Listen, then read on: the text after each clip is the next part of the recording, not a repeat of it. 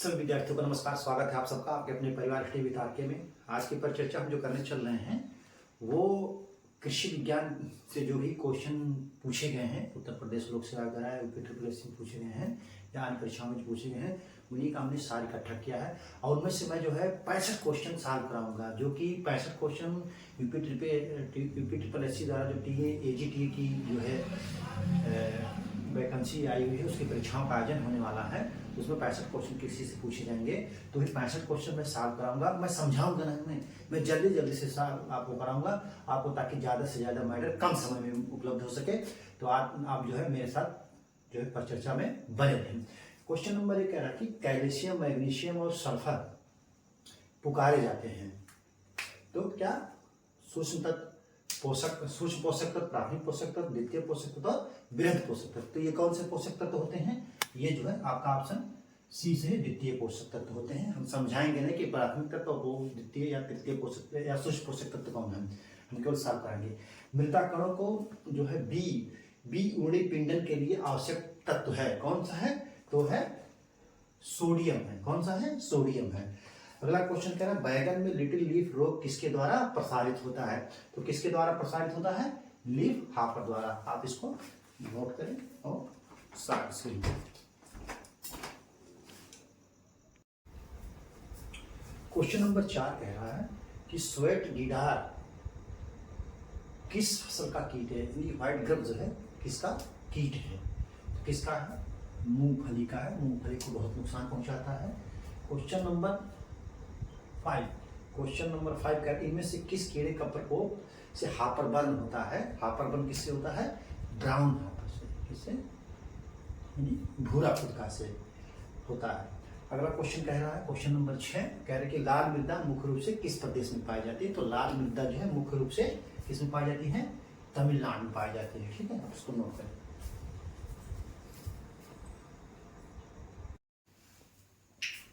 Question number 7 कह रहा है मृदा का लाल रंग किसके कारण होता है? तो किसके कारण होता है? इसमें जो ऑप्शन दिए गए हैं इसमें जो है सिलिका, मैग्नेटाइट, हेमेटाइट, जैव पदार्थ। तो इसमें होगा आपका ऑप्शन सी सही होगा, हेमेटाइट के कारण। वैसे आयरन ऑक्साइड होगा तो भी आयरन ऑक्साइड जो है कभी अक्सर आयरन ऑक्साइड ही देता है, लेकिन यहाँ पर ऑप्शन हेमेटाइट है। तो जो है क्वेश्चन नंबर 8 कह रहा है पुरानी जलोढ़ मृदा क्या कहलाती है? क्या नाम है? किस नाम से जाना जाता है? ऐसे करके भी पूछा जा सकता है। तो ऑप्शन है ये खादर, बांगर, वर्टिसोल, रेगुर। तो बांगर है। पूरा नई जो है खादर को, नई जलोढ़ सॉइल को खादर कहा जाता है, पुरानी को बांगर कहा जाता है। मृदा निर्माण का निष्क्रिय कारक कौन सा है? मृदा निर्माण में 2 कारक भाग लेते हैं, निष्क्रिय और सजीव। निष्क्रिय कारक और सजीव कारक। सक्रिय कारक कह लीजिए, सक्रिय कारक, निष्क्रिय कारक और सक्रिय कारक। तो निष्क्रिय कारक कौन सा है? तो वो है पैतृक पदार्थ। बाकी जलवायु और जीव जो है सक्रिय कारक हैं। ठीक है, तो आप इसको नोट करें।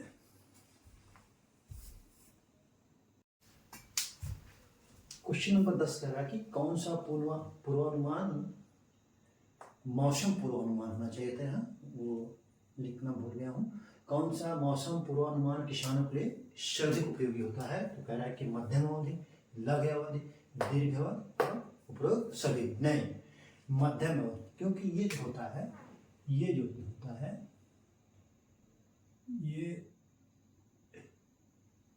3 से 10 दिन का होता है और ये 48 घंटे तक का होता है और ये 1 दिन से लेकर के मौसम के समाप्ति तक। तो मध्यम अवधि जो है खेत की सिंचाई करने के लिए, बुआई करने के लिए, खाद का प्रयोग करने के लिए, सबके लिए उपयोगी होता है। मध्यम अवधि का अनुमान है तभी कर सकता है आदमी। वर्षा होने के लिए अनुकूल दशा क्या होनी चाहिए? तो कह रहा है कि उच्च नमी की मात्रा जब वायुमंडल में होगी तभी वर्षा होगी। ठीक है, फिर कह रहा है बर्फ पिघलने पर जल के आयतन पर क्या प्रभाव पड़ता है? बर्फ आप देखे होंगे, बर्फ जब पिघलता है तो उसके आयतन पर क्या प्रभाव पड़ता है? तो वो घटता है, क्योंकि जब जल जो है बर्फ के रूप में परिवर्तित होता है तो उसका आयतन बढ़ता है। इसलिए नलों की पाइपें जो है ठंडी के दिनों में फट जाती हैं। क्या होता है? नलों की पाइपें ठंडी के दिनों में फट जाती हैं। ठीक है, ये 12वां क्वेश्चन था, आप इसको नोट कीजिए।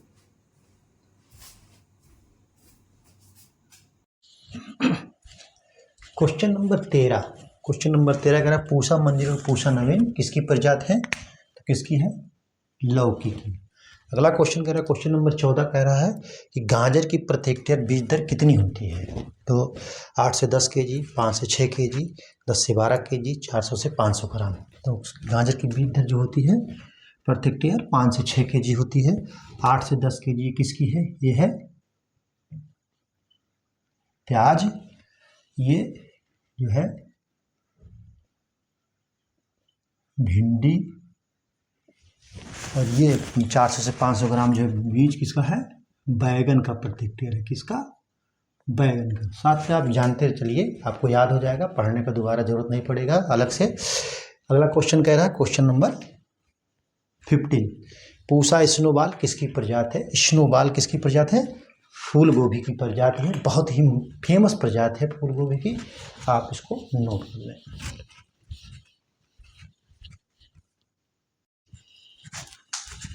क्वेश्चन नंबर 16 क्या कह रहा है? 16 कह रहा है कि धान शोध निदेशालय कहाँ है? धान अनुसंधान संस्थान नहीं पूछ रहा है, धान शोध निदेशालय डायरेक्टरेट पूछ रहा है, संस्थान ना पूछ करके। तो धान शोध निदेशालय कहाँ है? हैदराबाद में है। और ये क्या है? धान अनुसंधान संस्थान, भारतीय केंद्रीय धान अनुसंधान संस्थान कहाँ है? कटक में है। और झांसी में क्या है? झांसी में grassland and fodder research centre है। भारतीय जो है grassland and fodder research centre कहाँ पर है? झांसी में है। और नई दिल्ली में क्या है? भारतीय मक्का अनुसंधान। क्या है? भारतीय मक्का अनुसंधान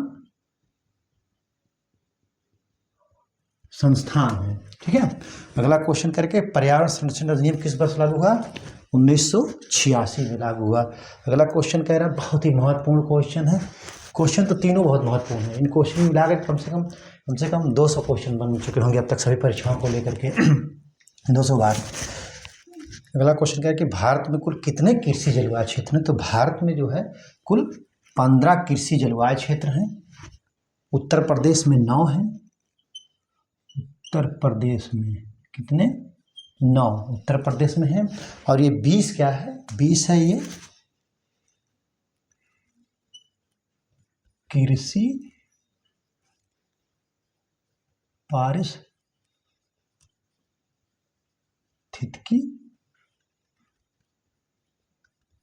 क्षेत्र। कितना है? 20 है भारत में। और 4 कहाँ है? उत्तर प्रदेश में कृषि पारिस्थितिकी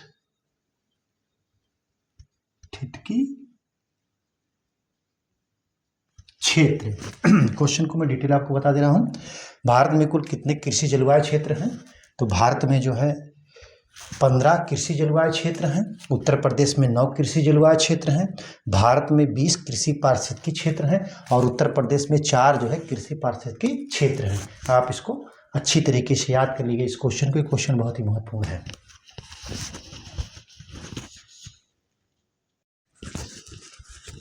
क्वेश्चन नंबर 19 कह रहा है कि किस फसल को छोड़कर 1 घंटे से अधिक पानी खेत में नहीं ठहरना चाहिए? मतलब कौन सी ऐसी फसल है जिसमें ज़्यादा से ज़्यादा पानी रुकना चाहिए, ज़्यादा समय तक पानी रुक जाए तो कोई नुकसान नहीं होगा, बाकी अन्य फसलों में नुकसान होगा? तो वो धान है। धान में कितना भी पानी रहे, केवल डूबे ना, बस दिखाई पड़े तो वो मरेगा नहीं। बाकी मक्का, बाजरा और चाय में जो है 1 घंटे से अधिक पानी ठहरना नुकसानदायक होगा, उसकी वृद्धि और उपज दोनों में। क्वेश्चन नंबर 20 करा, बरसीम की फसल का खरपतवार कौन सा है? तो खरपतवार बरसीम की खरपतवार कौन सा है? कासनी है। ठीक है। फेलिस माइनर किसमें है? गेहूं का। सावा किसका है? धान का। अगर धान के खेत में सावा उग जाए तो खरपतवार का काम करेगा। इनमें से कौन सा एक मानव निर्मित फसल है? पूछा, बहुत पूछा था, एक क्वेश्चन बहुत बार पूछा गया है। तो कौन सा है? ट्रिटिकल है। कौन सा है? ट्रिटिकल है। ये जो है ट्रिटिकल जो है मानव निर्मित फसल है। आप इसको नोट कर लीजिए। ठीक है। और इसका हाइब्रिडाइजेशन किसको किया गया है? गेहूं गुड़े राई, गेहूं गुड़े राई का जो है संकरण है। एक चीज ध्यान दीजिएगा, अगर राई गुड़े गेहूं हो जाएगा तो वो गलत हो जाएगा, यही सही होगा गेहूं गुड़े राई, ना कि राई गुड़े गेहूं। जैसे मान लीजिए लिख दिया, जैसे लिख दिया राई गुड़े गेहूं, तो ये क्या होगा? ये रॉन्ग होगा, सही ये है, ठीक है, ये गलत है। ठीक, आप इसको नोट कर लीजिए।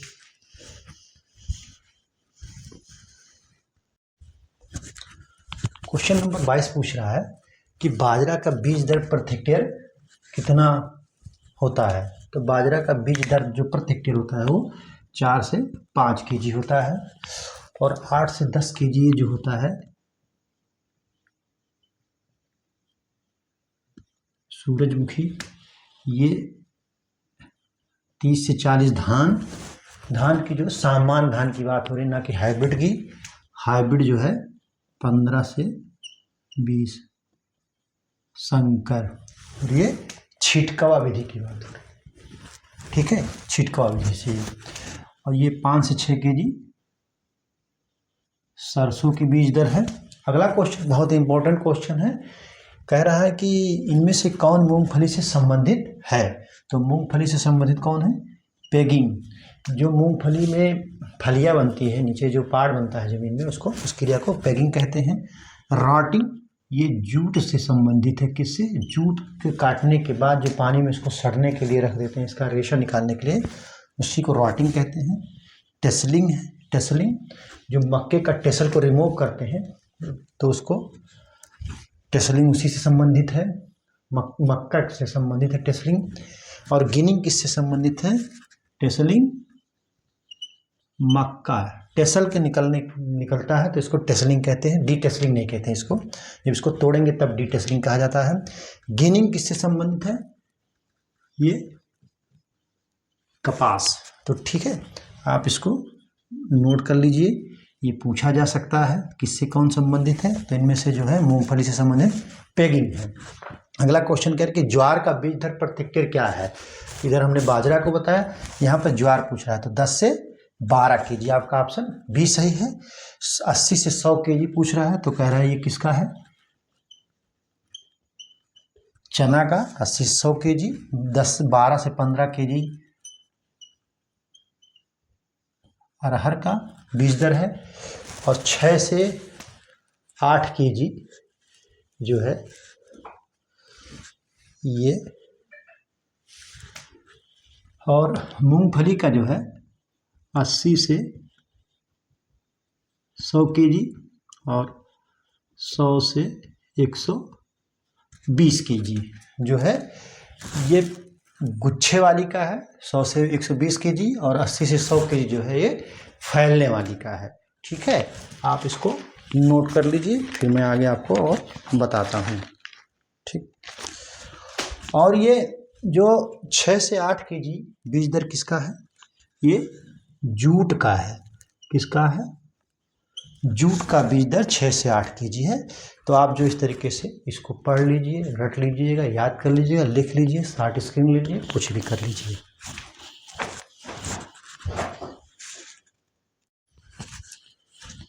क्वेश्चन नंबर 25 कह रहा है कि गांधी जी ने सेवाग्राम परियोजना शुरुआत कहाँ से की थी? कहाँ से की थी? वर्धा से की थी। आपका ऑप्शन डी सही है।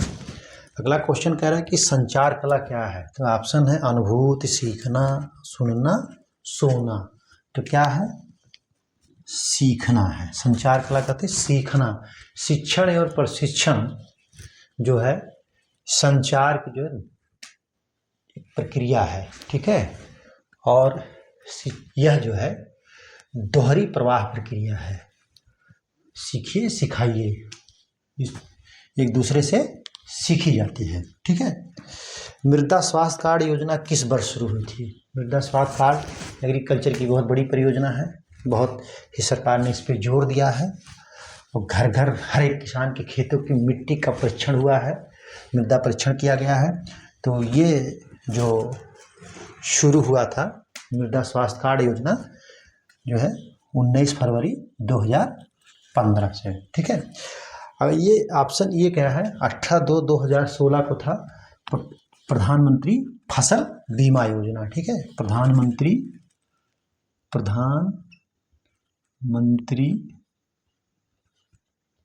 फसल बीमा योजना क्या है, प्रधानमंत्री फसल बीमा योजना। 1/7/2015 को प्रधानमंत्री, ये क्या हुआ था, प्रधानमंत्री कृषि सिंचाई योजना। 1 जुलाई 2015 को प्रधानमंत्री कृषि सिंचाई योजना शुरू की गई। और ये जो है मृदा स्वास्थ्य कार्ड जो है 19 फरवरी 2015 को, 28/8/2014 को बहुत ही बड़ी परियोजना की गई थी, घर घर की गई थी, कोई ऐसा बचा नहीं था। इसमें खाता खुलवाया गया था 0 बैलेंस पे। तो ये था प्रधानमंत्री जनधन योजना। क्या था, प्रधानमंत्री जन धन योजना दुनिया की सबसे लार्जेस्ट, सबसे बड़ी योजना है। इसके तहत जो है बैंकों में खाता खुलवाए गए, सबसे बड़ी योजना के तहत जो है खाता खुलवाया गया। इतना पूरी दुनिया में किसी भी योजना में इतना खाता, बैंक खाता नहीं खुला है जितना इस योजना में खुला है। आप इसको नोट करिए, शॉर्ट स्क्रीन पे लीजिए। क्वेश्चन नंबर 28 कह रहा है कि पौधों के आदर्श प्रारूप की अवधारणा सर्वप्रथम किसने दी थी। तो किसने दी थी, CM डोनाल्ड ने दी थी। ये बहुत ही महत्वपूर्ण क्वेश्चन है, बहुत बार पूछा गया परीक्षाओं में। तो CM डोनाल्ड द्वारा जो है आदर्श प्रारूप की अवधारणा पौधों की दी थी, CM डोनाल्ड ने। कह रहा, अगला क्वेश्चन कह रहा है 29, फल मक्खी अंडे कहाँ देती हैं। फल मक्खी अंडे कहाँ देती हैं। तो फल मक्खी अंडे कहाँ देती हैं, फल के अंदर। फल मक्खी का ये होता है कि फलों के ऊपर की जो मुलायम सतह होती है उसको उसी में छिद्र करके फल मक्खियाँ जो हैं अंडे देती हैं। कह रहा कैल्शियम एक प्रमुख अवयव किसका है, यानी कैल्शियम जो है किसका एक प्रमुख घटक है, अवयव है जो बहुत ही महत्वपूर्ण काम करता है। वो किसका, कोशिका भित्ति में। कोशिका भित्ति में जो है कैल्शियम पाया जाता है, जो कि कोशिका विभाजन में बहुत ही महत्वपूर्ण रोल अदा करता है। इसको आप लिख लीजिए, ठीक है।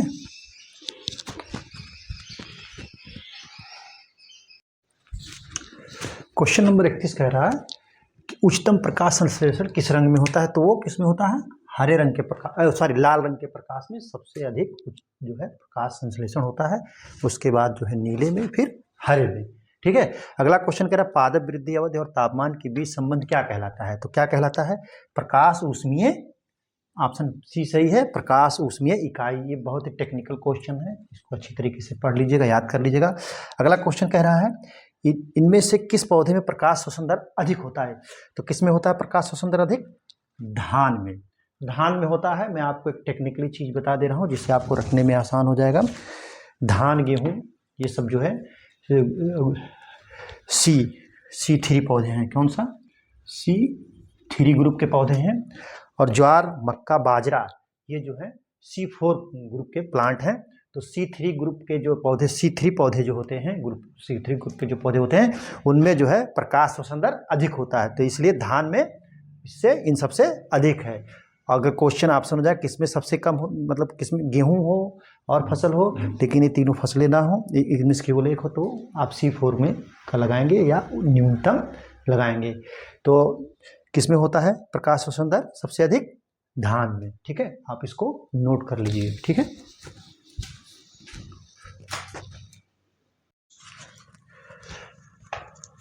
क्वेश्चन नंबर 34 कह रहा है कि भारत में कृषि विज्ञान केंद्र की सफलता का श्रेय किसको जाता है। तो option MS Swaminathan, Chandrika Prasad, bridge Kurien और नॉर्मन बोरलॉग। तो किसको जाता है, डॉक्टर चंद्रिका प्रसाद को। इन्हीं की ही जो है श्रेय इनको ही दिया जाता है। 1974 ईस्वी, भारत में 1974 ईस्वी में पहला कृषि विज्ञान केंद्र कहाँ खोला गया, पांडिचेरी में, जिसकी सफलता का श्रेय डॉक्टर चंद्रिका प्रसाद को ही दिया जाता है, ठीक है। स्वामीनाथन को जो है भारतीय हरित क्रांति का जनक कहा जाता है। बहुत बार क्वेश्चन ये पूछा गया है। अगला सी है जो है बुर्गिज कुरियन। बुर्गिज कुरियन जो है श्वेत क्रांति दुग्ध के डेयरी के क्षेत्र में इन्होंने बहुत अच्छा काम किया है। इनको श्वेत क्रांति का जनक कहा जाता है भारत में। और नॉर्मन बोरलांग को जो है, इनको जो है विश्व में जो है हरित क्रांति का जनक कहा जाता है। तो इस तरीके से आपका जो ऑप्शन सही होगा वो बी सही होगा। कौन सा ऑप्शन? बी सही होगा। अगला क्वेश्चन कह रहा है पंचायती राज पहली बार कहाँ से शुरू किया गया था? तो पंचायती राज की व्यवस्था जो है 2 अक्टूबर 1959 में जो है कहाँ से शुरू किया गया था? राजस्थान के नागौर से। एक पंचायती राज समिति गठित की गई थी बलवंत राय मेहता की अध्यक्षता में, जिस समिति का नाम है मेहता समिति।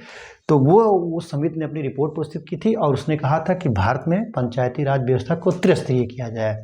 जैसे ग्राम स्तर पे ग्राम पंचायत, जो है विकास खंड स्तर मतलब क्षेत्र पंचायत, और जो है जिला स्तर पे। तो ग्राम, ब्लॉक यानी विकास खंड, ग्राम पंचायत, विकास खंड और जिला पंचायत। तो त्रिस्तरीय व्यवस्था की गई थी किस? बलवंत राय मेहता समिति के आधार पे। तो मैंने तो शुरू में ये आपको मैंने सॉल्व करा दिया।